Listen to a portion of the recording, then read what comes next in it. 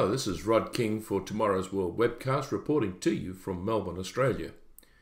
In the earliest hours of this morning, December the 16th, the siege of 17 people in a coffee shop in Martin Place, Sydney, was brought to an end. This is the first time that we have had in Australia what we would call a terrorist hostage situation. Now, the facts are that this particular man was acting alone, and the Muslim authorities in Australia have distanced themselves from any association with him. The man's name was Harun Monis. He was an Iranian individual who had been living in Australia and was well known to the police. There have been suggestions that he was involved with the murder of his ex-wife.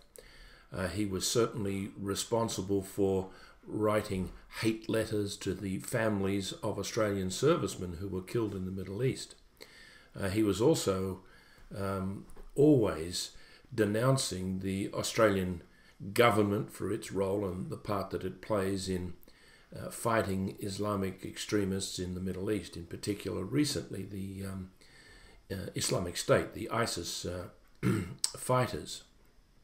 The sad thing about this situation is that a very, very talented lawyer, a lady by the name of Katrina Dawson, the wife of 3 children, and also the manager of the coffee shop, a man by the name of Torrey Johnson, sadly lost their lives.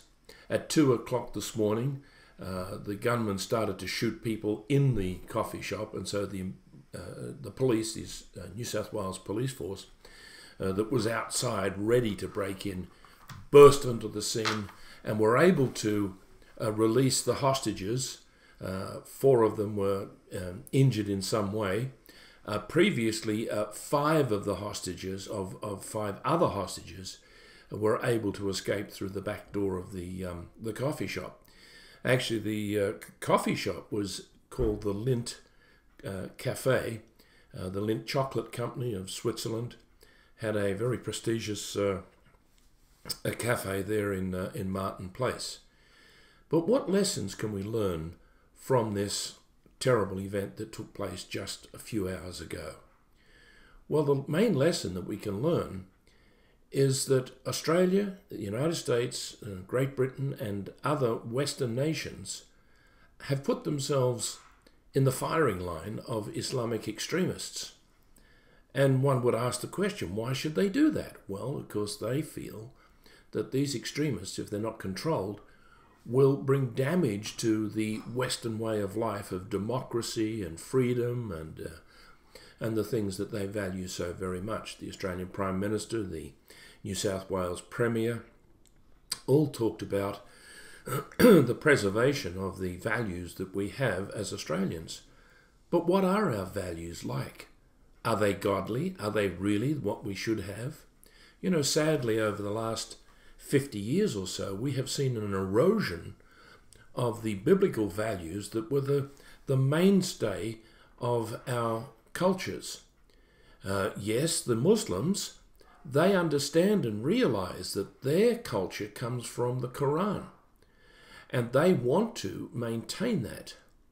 We, on the other hand, have denied the fact that God, the God of Christianity, we have denied the fact that he does have some control, or at least some say in the way we live our lives.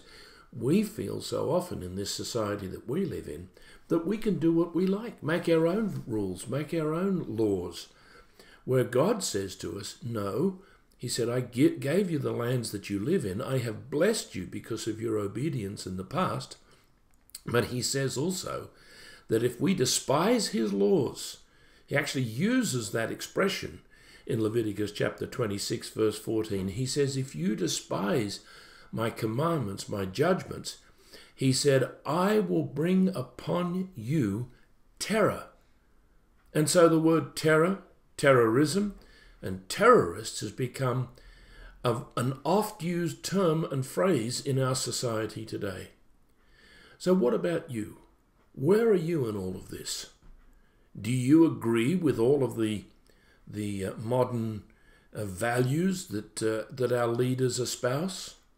Do you agree with that we as a society are living godly in a godly way?